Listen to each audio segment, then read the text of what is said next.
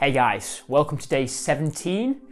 So today we're going to go through shoulder health. I'm just going to take you through some exercises and some exercise sequences that I'll go through to keep my shoulders and my scapula nice and healthy. Okay, it was actually supposed to be rings today, but unfortunately I've lost my rings. Not the ring straps, just the rings. So I don't know what's going on there. It's funny because I used to have about 5 sets of rings and, you know, giving them away, losing them, whatever, and now I've got none. So interesting.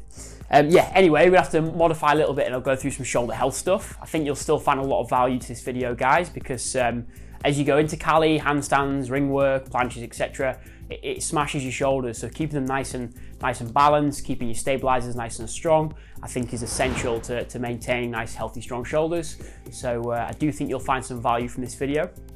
So to begin with, we'll start with some scapular work. Now, all you'll need for this one is some sort of resistance band like so. Okay, I'll usually use a black band, but today I'm just going to use a red band, take it nice and easy. It's a nice rest day for me. So to begin with, guys, we'll do what's called overhead pull aparts. Now we're going to hold the resistance band like so. Okay, so the palms are facing inwards. From there, all we're doing is pulling the band down to our traps and then releasing back into that top position. Okay, if it feels super easy, just hold it a little bit narrower. Okay, palms start together, arms straight. We draw the shoulder blades down into depression, pull the band against our traps, and then control all the way back to that start position. Okay, we'll do 10 reps here. I'll show you from the side and the back angle. So notice I'm just putting it down to my traps. I'm not going down behind the body, just to the traps, and then release back to the top. So drawing that band down, depressing the shoulder blades, and then allowing them to upwardly rotate as I come back into that top position. Okay, notice I'm in control of the band the whole time. Often when you practice, people are jittery with the band, so try and make sure you control the band throughout the full range of motion.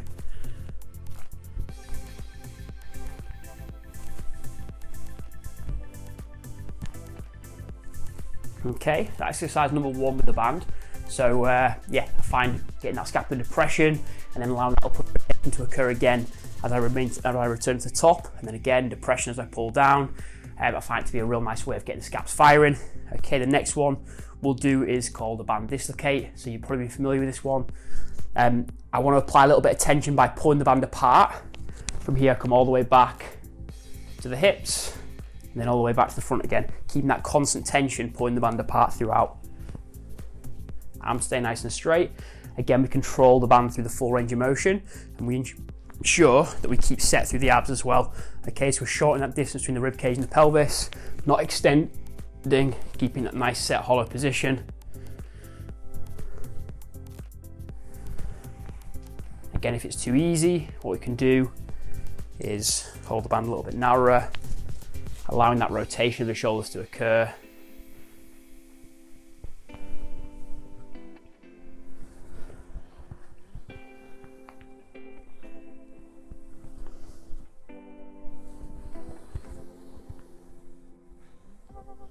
One more rep, again keeping that band slightly pulled apart.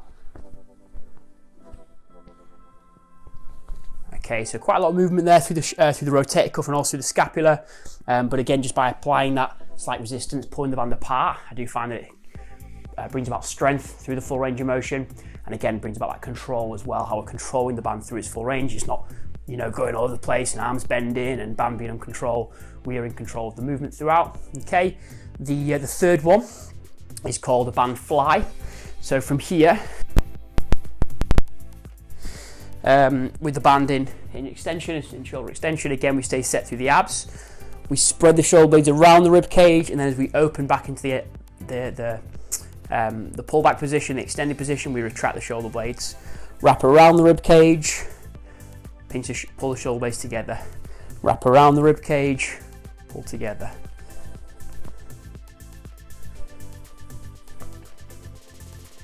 Feeling that shoulder blade move with the shoulder. Okay, we're trying to get that coordination, getting the shoulder blade as the shoulder pulls forwards, the shoulder blades follow it, wrap around the rib cage. As the shoulders pull back, the shoulder blades follow it and pull into retraction. Okay, very often, guys, it's not about just setting the shoulder blades and keeping in one position. No, because especially in Cali, the shoulder's going to move quite a lot. Okay, so we're trying to get that shoulder blade to stable, the scapula to stabilize, and move with the shoulder, okay, to ensure that the socket and the ball remain nice and centered and nice and stable. Okay, if you're setting your shoulder in one position and you're trying to move your shoulder in another position, then it's not going to be so stable, it's not going to be a very strong position to produce force from. Okay, so it's getting that coordination, get the shoulder blade to move with the shoulder. Okay, the final one is going to be your pull apart. Okay, so quite straightforward this one, I think. Again, some of you might have done it before.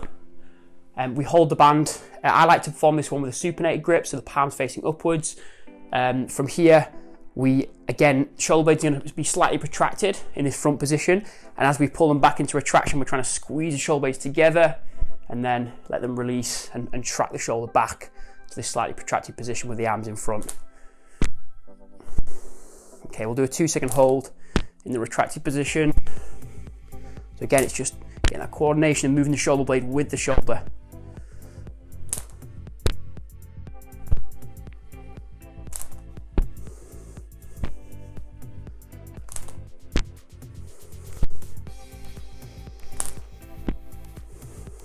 Arms stay nice and straight. Again, we stay in full control throughout.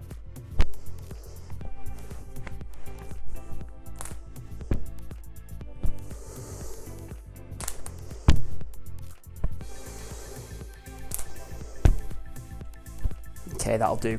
So normally I'll do 2 to 3 sets of about 10 to 15 reps with them ones, guys. Sometimes I'll do it as prep work. Sometimes I'll do it as a superset in between a strength exercise, and sometimes I'll just do it on like a light day or as like a finisher for my scapula. Okay, so now we'll get into the second band work. Now I'm aware that some of you might not have all these different bands. You can pick them up super cheap online, especially the thin ones like this, talking like £5–10. The set of these as well with the loops on, I think these cost me a tenner, maybe £15, so it's pretty cheap stuff, but I have found it to be very effective for keeping the shoulders healthy. So I'm just going to go through a series of exercises here that I perform. Again, usually, well, almost always, I'll do this on a recovery day or a warm-up for an upper body session, for a body calisthenics session. So, okay, I'll get into tall kneeling so you can see what I'm doing. The first one I've shown you before, it's going to be a row. Okay, as we're in that bottom position of the row, or as I really pull the elbows back, we're thinking about squeezing shoulder blades together. We're then going to add an external rotation and a press. Okay, row, external rotation. Notice the elbows are fixed in one place. Okay, it's not like a shoulder, no, the shoulders are fixed. It's just external rotation happening. The cue that I like to give is imagine you've got a rod running through the wall, running through your elbow, running through your collarbone, running through your other elbow, and then running back into the wall. So you're locked in place and you're just hinging from that point. Okay, so it's row, external rotation. If the band gives you enough resistance, you can then add the press. If not, just do the row and external rotation.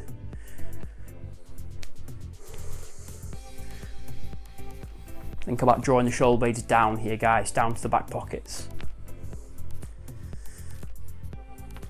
As you press, there'll be a bit of upward rotation. As you row and rotate, think about drawing down. As you press, the shoulder blade will upwardly rotate slightly. Okay, we'll do this slightly. 2 more.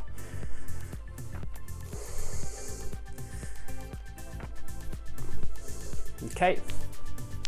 So again, what you might find with some of these variation, guys, is you try and really dominate with your upper traps. Okay, try and get more to come from the mid traps, the rhomboids, and try and relax your upper traps as much as you can.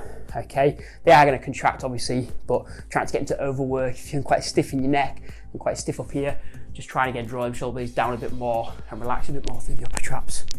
Okay, for some of you, that might mean you have to spend a bit of time rolling the upper traps before you do this. So if you get a ball and you roll it on the door, so basically like set up like this, have a tennis ball something in there, and you roll up and down on the ball to get that upper trap release. Some of you might need to do that just to get them to desensitize a little bit, calm down a little bit. Calm down. Calm down, traps. Okay, from here, guys, we'll go for our pull apart. Okay, we'll do Y position, T position, and then L position. Okay, so to begin with the Y position, so we're here, nice anterior core tension, lift, control down, lift, control down.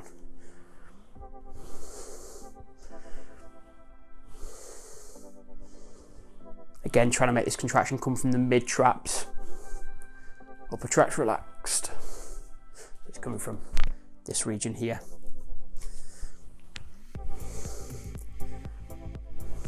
I like to have a pause for a second or two at the top. Okay, relax. Then we'll go for our T-pulls.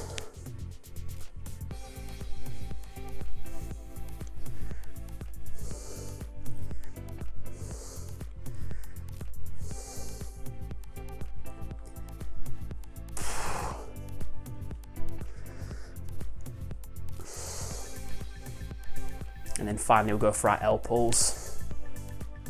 Okay, so here, setting the shoulder blades down, straight arms pulling behind the body, release. This one you'll also feel in the lats as well, as we pull that shoulder back into extension. Doesn't matter which way you have it really. I prefer this way, but you can also do it palms facing back as well.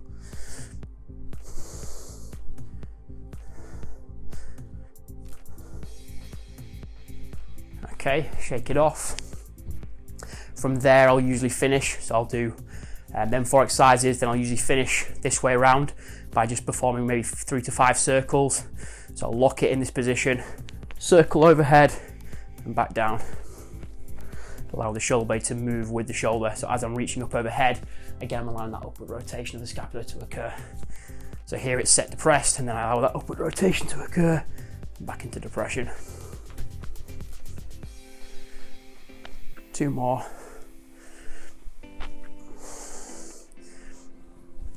Okay, and if you are moving the scapula with the shoulder correctly, you shouldn't be getting pain through this movement, guys. Shouldn't be pinching at the top or anything like that. It should feel nice and smooth throughout all of these movements. Okay, so if you are finding that the shoulder's not feeling good, maybe it's feeling just really weak, then maybe you're not getting the coordination right. Again, maybe you're getting pinching and you're getting, points where it's painful or it feels very unstable, then yeah, again, you're probably not getting the coordination of the scapula with the shoulder. So try and do a bit more research and find out how it should move, and obviously experiment with exercises to try and enhance that coordination and stability. From there, guys, what I'll normally do is I'll turn around and I'll do a few this way. So especially when I'm doing like planche work, hollow out, I'll perform like a planche press, elbows straight, again in this front position, allowing the shoulder blades to spread around the rib cage, and then relaxing back.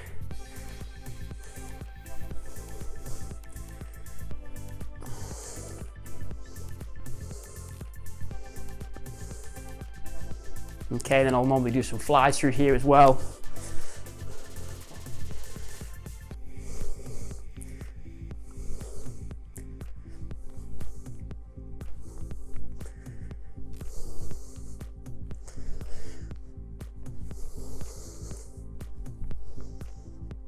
And then I'll normally do some overhead pull downs. So if you're doing things like kipping muscle up, something like that, this is a very good movement to put in beforehand.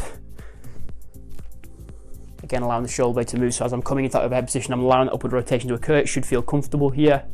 Okay, and then pulling down. Keeping set in that hollow position, so I'm not losing that anterior stiffness.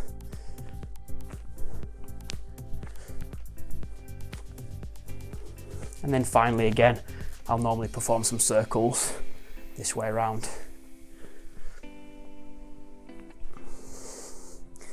Okay, so band scapular work to start with, then I'll go through some cuff and scapular work, mainly coordination work and positional work with the band with the handles. And then I'll finish, well, I don't necessarily finish, but I'll usually use these exercises as accessory towards the end of my sessions. Okay, so this is going to be a dumbbell external rotation and your Y raise. I remember hearing, this is one individual. I mean, I like to sort of try and be relatively evidence-based with my practice, but there's not a lot of evidence for this one, not that I'm aware of anyway. But I remember Poliquin, remember reading or hearing Poliquin said, with this exercise I'm going to show you first, that you want to be able to perform about 10 reps with 10% of your 1 rep max bench press. Okay, I thought that was quite interesting. Not sure where he's got that from, but he's a pretty well-read guy, I believe, so he was. So yeah, there must be some merit to it, I'd have thought, before you just sort of come out with that. But basically, dumbbell external rotation, so we're taking the dumbbell, which I'll do in a second, and then we're rotating about the shoulder, okay? Keeping the dumbbell on the knee. If you quite struggle with that external rotated position, you can start with it a little bit closer in towards the body. But what I'll do is I'll open that knee up quite a lot, okay? So the arms out nice and wide, and then I'll rotate from there.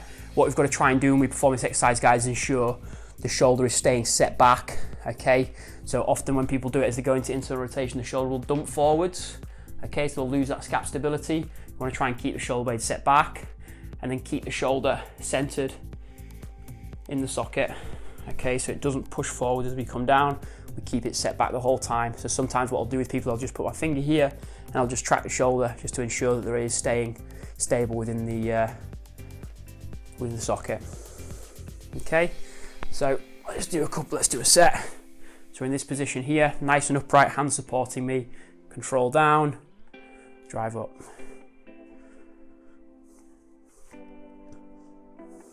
So my bench press 1 rep max is about 110 kilograms. So it means that I should be, well, according to Poliquin, it means that I should be able to do about 11 kg for 10 reps. Okay, I'm probably can do about 10 kg for 10 reps, so not quite there, but it's not too bad.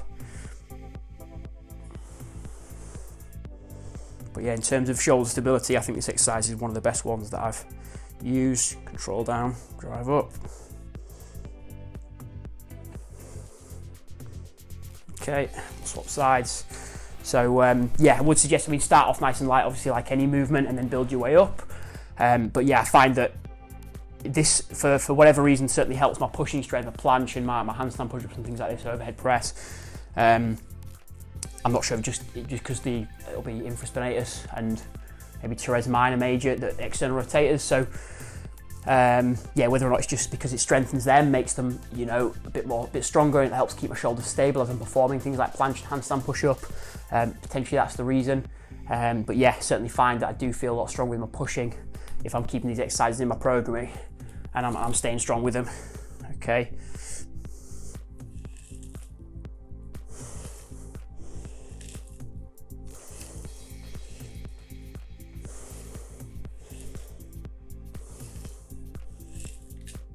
So you should be getting a burn through the back of the shoulder, maybe just into the top of the underside of the armpit as well. Shouldn't be feeling any pain through the front.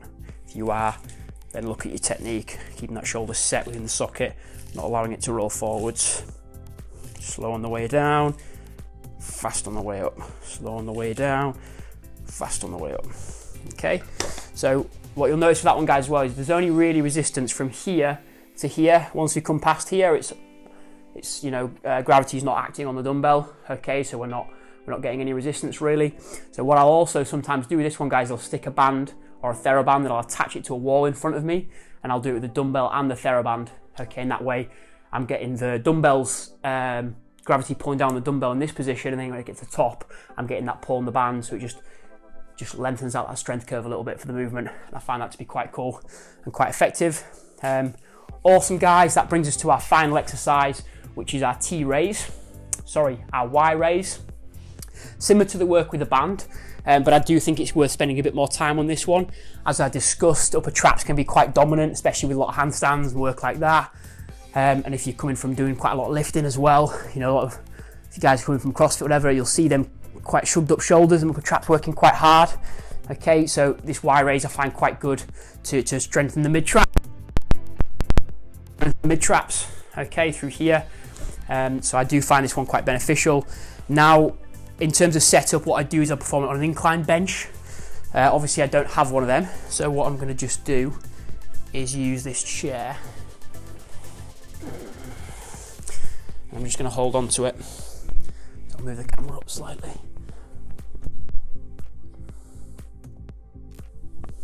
Okay, so from here I'm just going to hold on, hinge the hips back, neutral head position, and then from there we lift into that Y position, hold for 2 seconds, control down.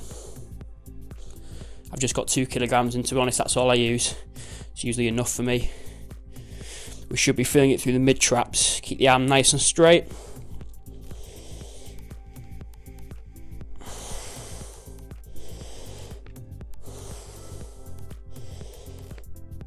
5 more.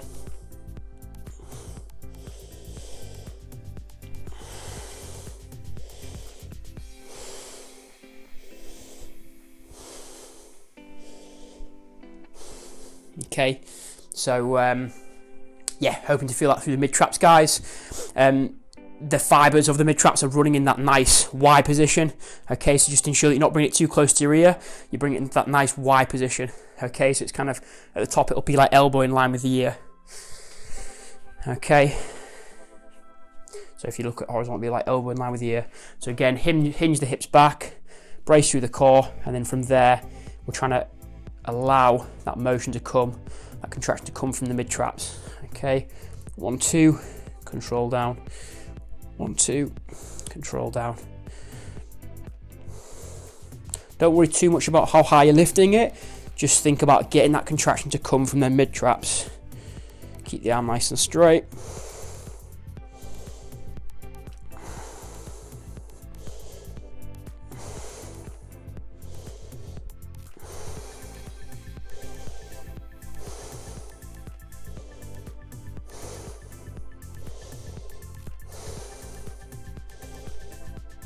Last one.